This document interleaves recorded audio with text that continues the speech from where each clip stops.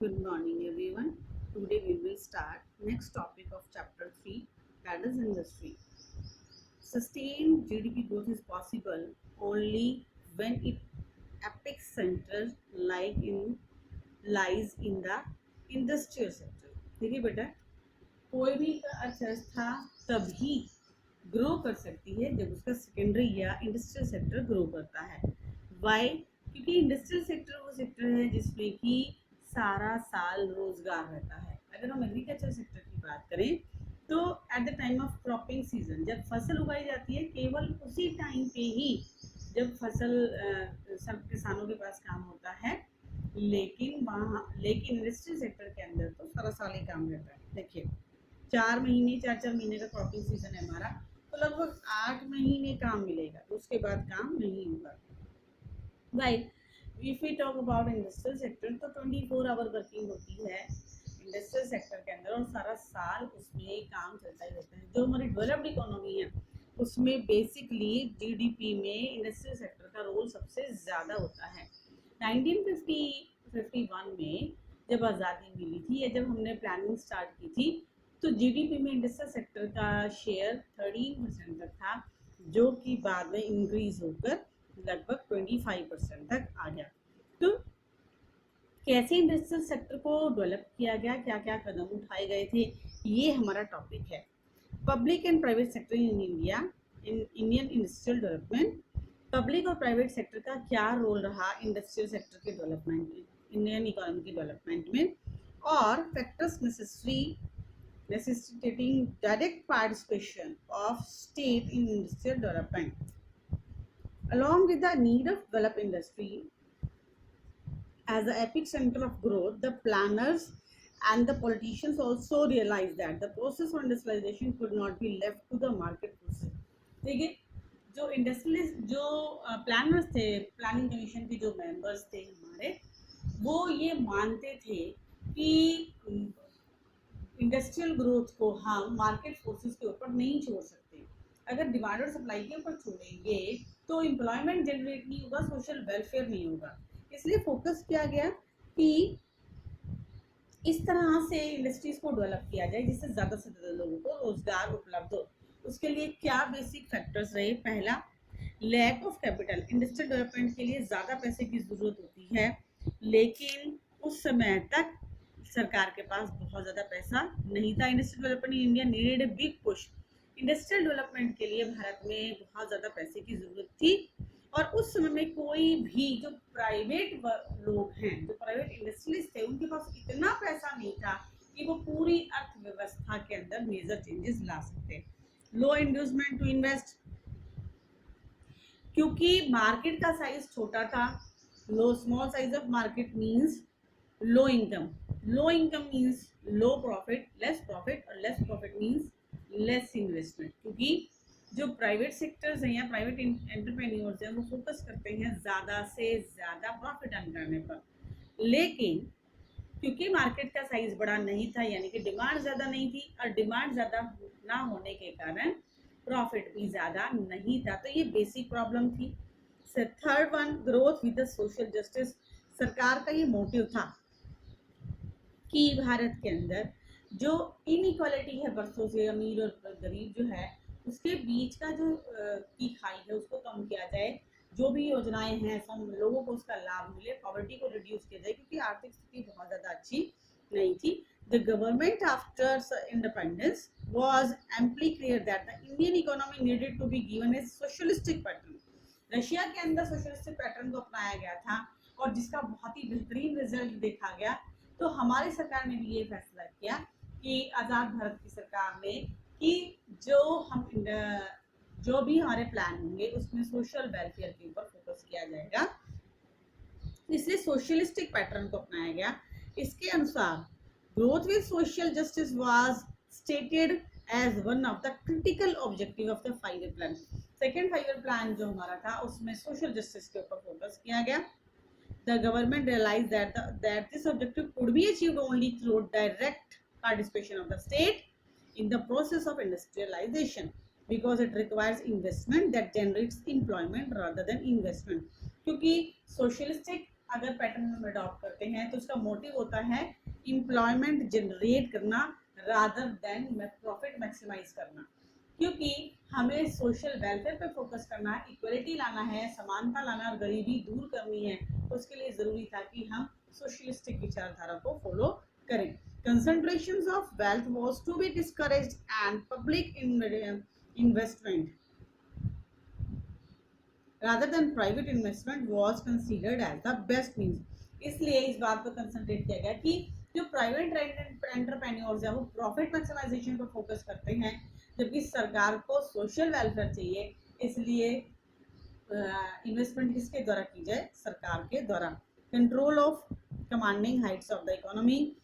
Commanding heights of the economy refers to the industry of strategic significance, यानी कि वो industries जो भारी उद्योग हैं जिनके द्वारा अर्थव्यवस्था को गति मिल सकती है, उनके ऊपर फोकस किया गया कि सबसे पहले उन उद्योगों का विकास किया जाए ताकि अर्थव्यवस्था जो है वो पटरी पर आ जाए और उसके बाद और ज़्यादा इन्वेस्टमेंट की जाए। जब पटरी पर आएगी तो उस अर्थव्यवस्था उससे मार्केट का साइज इंक्रीज होगा, इन्वेस्टमेंट इंक्रीज होगी और एम्प्लॉयमेंट जनरेट होगा, सोशल वेलफेयर होगा।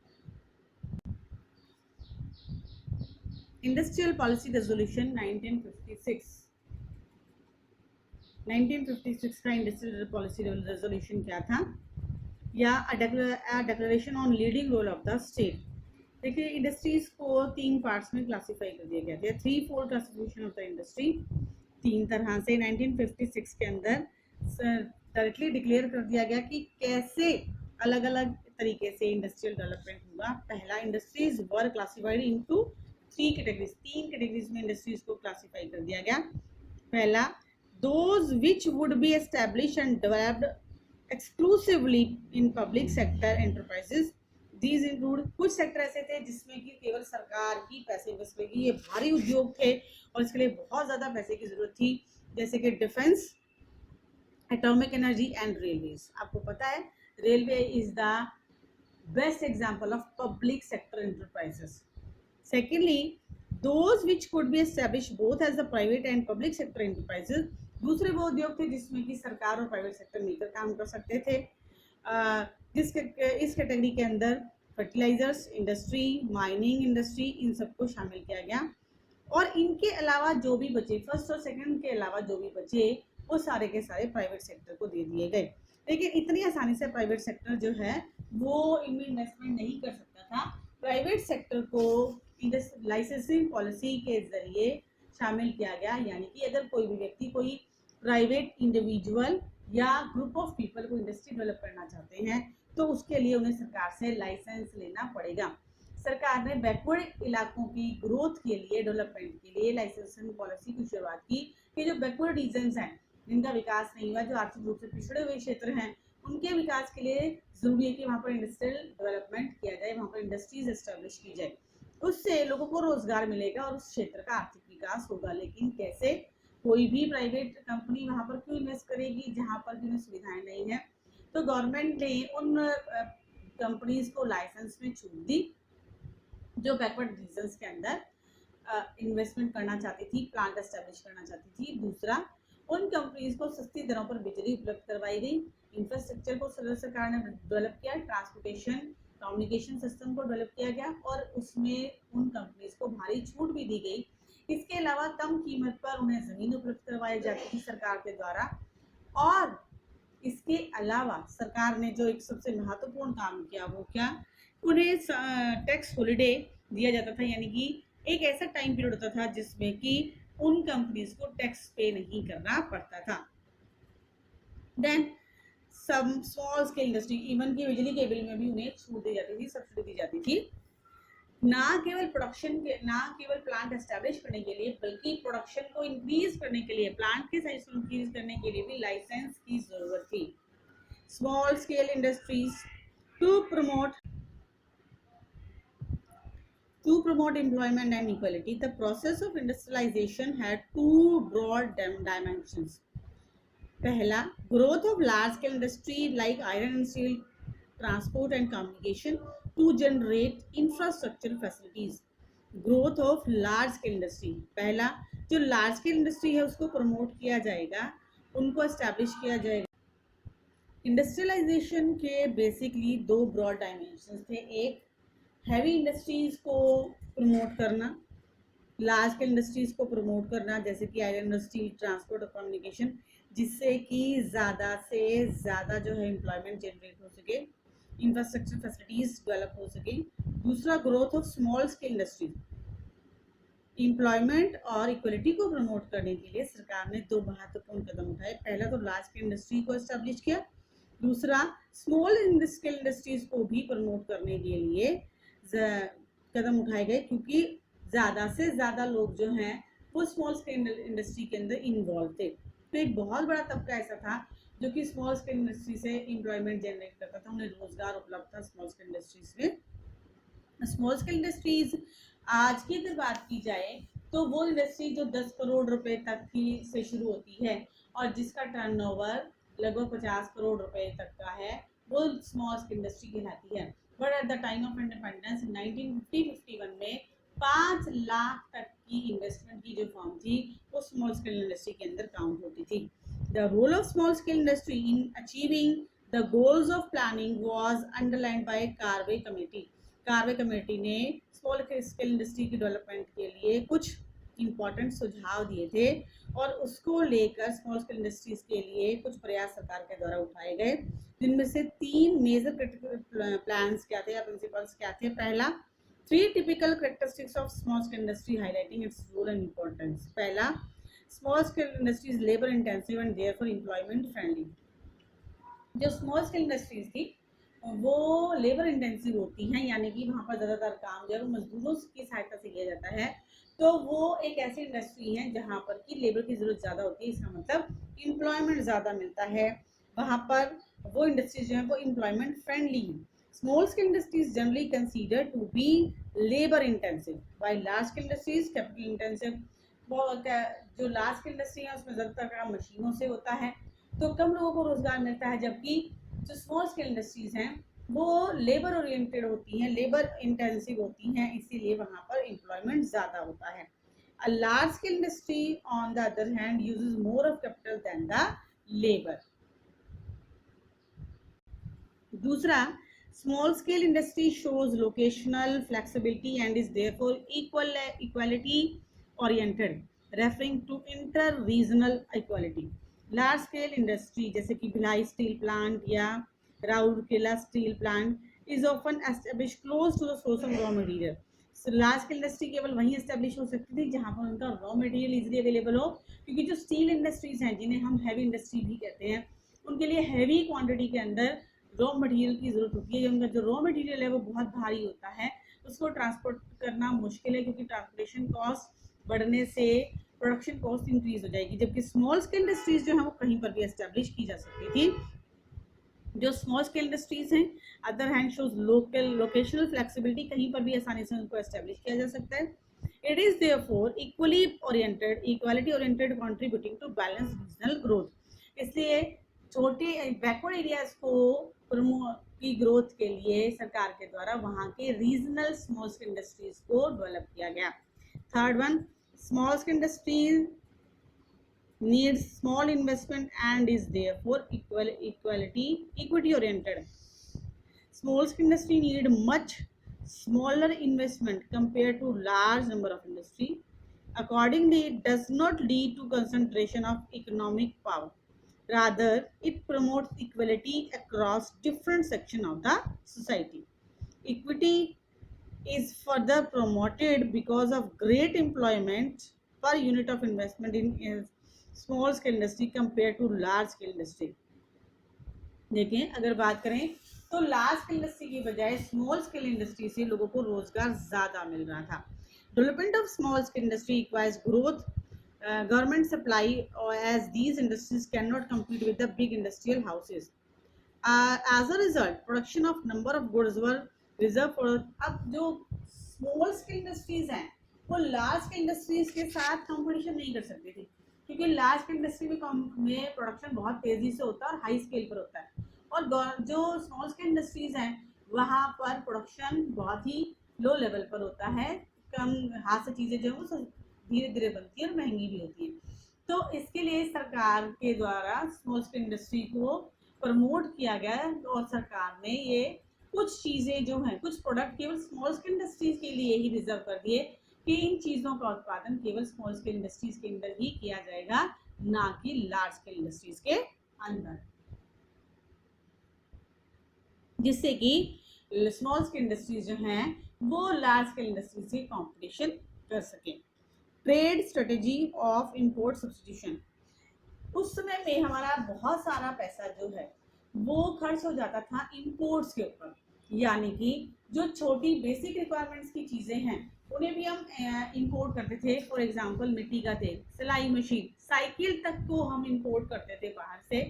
तो रियलाइज किया गया प्लानर्स के द्वारा कि वो चीज़ें जो हम इंपोर्ट करते हैं और जो हम यहाँ पर बना सकते हैं, तो बजाय कि इंपोर्ट करने के हम उन्हें यहीं पर ही प्रोड्यूस करें, यहीं पर ही प्रोडक्शन किया जाए।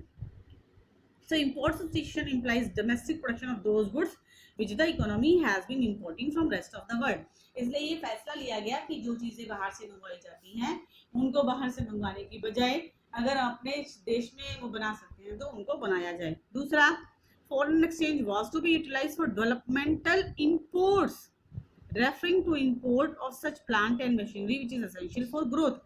बजाय कि चीज़ें बाहर से मंगवाने के हम वो सिर्फ वो मशीनें ही बाहर से मंगवाएं जो इन चीज़ों को बनाने के लिए ज़रूरी हैं, और अपना फॉरेन एक्सचेंज हम खुद ग्रो करें, ना कि उसे खर्च करें। By adopting inward-looking trade strategy, the government preferred to economize the use of foreign exchange through import substitution rather than maximize the generation of foreign exchange. Foreign exchange generate करना है हमें, इस पे फोकस किया गया, ना कि बाहर से चीज़ों को मंगवाने पे। तो फॉरेन एक्सचेंज जनरेट का मतलब जो चीज़ें हमारे यहाँ पर बन सकती थी उनको बनाकर हमने एक्सपोर्ट करना शुरू किया, बजाय कि हम उनको इंपोर्ट करते।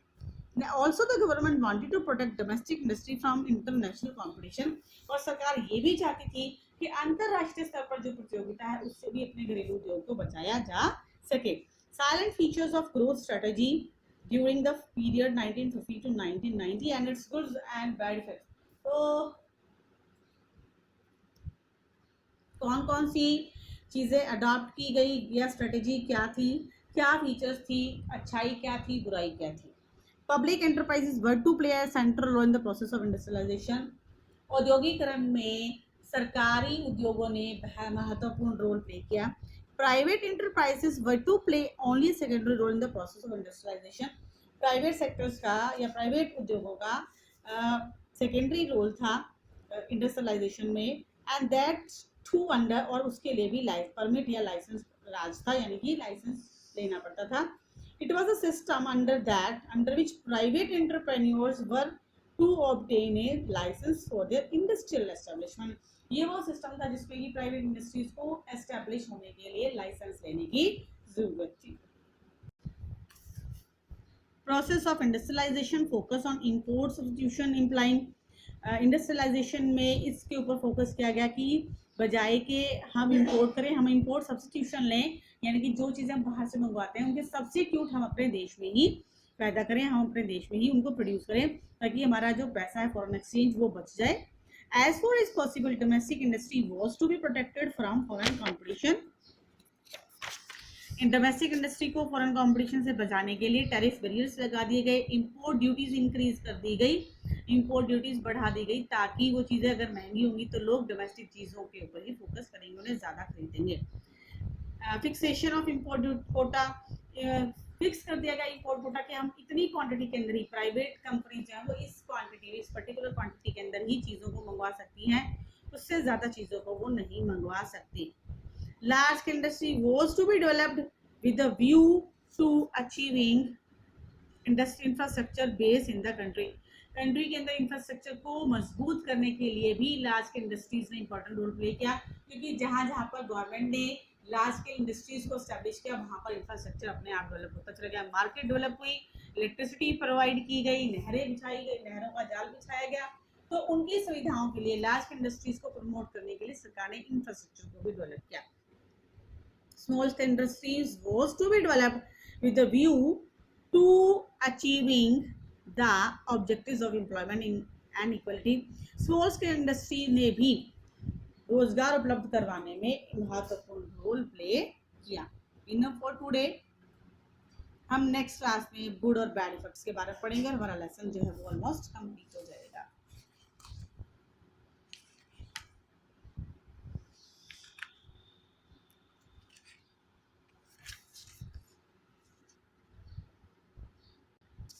गुड इफेक्ट्स क्या रहे इंडस्ट्रियल पॉलिसी के? इंफ्रास्ट्रक्चर डेवलप हुआ, इकोनॉमिक ग्रोथ आई, तेजी से विकास होने लगा और हमारा इकोनॉमिक डेवलपमेंट 13% से बढ़कर 25% के ऊपर आ गया और एनुअली अभी भी इसमें 6% हर साल जो है वो ग्रोथ है। नो डाउट कोरोना की वजह से हमारी जीडीपी कम हुई है, माइनस में चली गई है, स्टिल फिर भी हमारा जो इकोनॉमी है वो थर्ड लार्जेस्ट इकोनॉमी बन चुका है और जैसे ही परिस्थितियां सुधरेंगी we will be the largest growing industry। 11% economic growth rate रहने के चांसेस हमारे हैं according to World Bank. There was a mark diversification the industrial sector. Industrial sector के अंदर बहुत सारे डाइवर्सिफिकेशन देखने के मिले, जैसे कि sunrise industry, electronic in particular and marked its emergence in the domestic economy. दूसरा, growth of large scale industry like Rourkela and Bhilai steel plant projected and infrastructural shift in the Indian economy. Bhilai और Rourkela steel plant से भारतीय अर्थव्यवस्था को एक बड़ा push मिला। Indian economy showed its ability to absorb the impact of large industrialisation और भारतीय अर्थव्यवस्था के अंदर भारी उद्योगों का विकास हुआ जिससे कि अर्थव्यवस्था को गति मिली। अब बैड इफेक्ट्स क्या रहे? In due course of time the planners realise excessive dominance of public sector.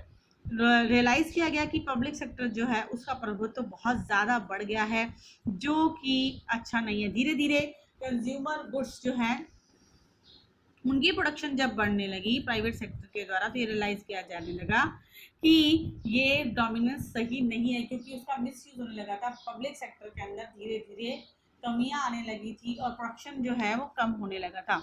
It was needed surprisingly that even breed and shoes were produce by the public sector. ये देखा जाने लगा कि ब्रेड और shoes तक भी जो है वो पब्लिक सेक्टर के द्वारा बनाए जा रहे थे, जबकि ये एक ऐसी चीज थी जिसे प्राइवेट सेक्टर के द्वारा भी किया जा सकता था। Public sector monopolies gradually turned out to be a dead social weight. Inefficient, corruption बढ़ता गया, लीकेज बढ़ती गई और तो अधिकारी जो हैं वो अपना दुरुपयोग करते गए और जो पब्लिक सेक्टर इंडस्ट्रीज थी वो लॉस में जाने लगी। नीड टू ऑब्टेन, आप जरूरत थी लाइसेंस पॉलिसी को बंद करने की और ज्यादा बढ़ाया जा सके।